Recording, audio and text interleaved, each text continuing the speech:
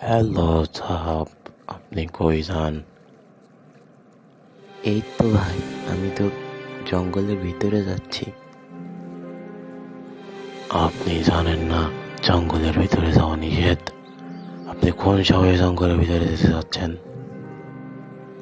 কেন ভাই, জঙ্গলে যাওয়া নিষেধ কেন? জঙ্গলে গেলে কি হবে? আমি আপনার অত প্রশ্নের জবাব দিতে পারবো না। জঙ্গলের ভিতরে যাওয়া নিষেধ, আপনি যাবেন না, এটাই শেষ। কেন ভাই, জঙ্গলে গেলে কি হবে? আপনি আমাকে সেটা বলেন। না বললে তো আমি জঙ্গলের ভিতরে অবশ্যই যাব। জঙ্গলের ভিতরে আমাদের বসবাস। আমরা হইলাম আদিগোষ্ঠী। ওখানে যে কোনো মানুষ গেলেই তাকে মেরে খেয়ে ফেলা হয়। আপনি যদি যান তো চলেন, আপনাকে মেরে খাবো আমরা। সত্যি? এটা আপনি কি বলেন? এটা তো আমি জানতামই না। আপনারা তাহলে মানুষ কেন? আপনারাও তো মানুষেরই জাত, তা আপনারা মানুষই কেন খান? এই লোক, আপনি কিন্তু বেশি কথা বলতেছেন। এবার কিন্তু আপনাকে আমি ধরে নিয়ে যাব। আপনাকে যেতে নিষেধ করেছি, আপনি যাবেন না, ব্যাস। আর কোনো কথা নাই, বুঝছেন? ঠিক আছে ভাই, আমি যাচ্ছি না, কিন্তু বলেন আপনারা মানুষ কেন খান? মানুষ খাই না তো যায় না। আপনারা মুরগি, হাঁস, মুরগি, পশু পাখি এগুলোকে খাবেন, আপনারা মানুষ কেন খান? কারণ এই মানুষের বাচ্চারা আমাদের ঘর বাড়ি নষ্ট করে, গাছ কাটে। এই কারণে আমরা ওদেরকে খেয়ে ফেলবো। গাছ কাটা পাপ, গাছ কাটতে যায় না। গাছ কাটলে পরিবেশের ক্ষতি হয়। এই কারণে ওই মানুষদেরকে আমরা খেয়ে ফেলি।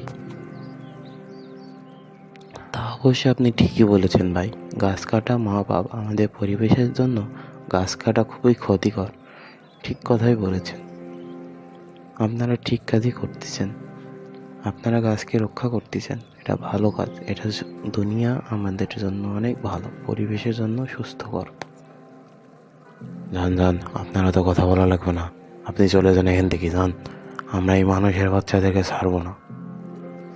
ভাই, এইভাবে তো আর হবে না ভাই। আপনারা মানুষকে সচেতন করেন, তাহলেই মানুষ গাছ কাটা থেকে বিরত থাকবে। তাদেরকে খেলে তো তারা ভয় পাবে, আরো বেশি বেশি গাছ কাটবে।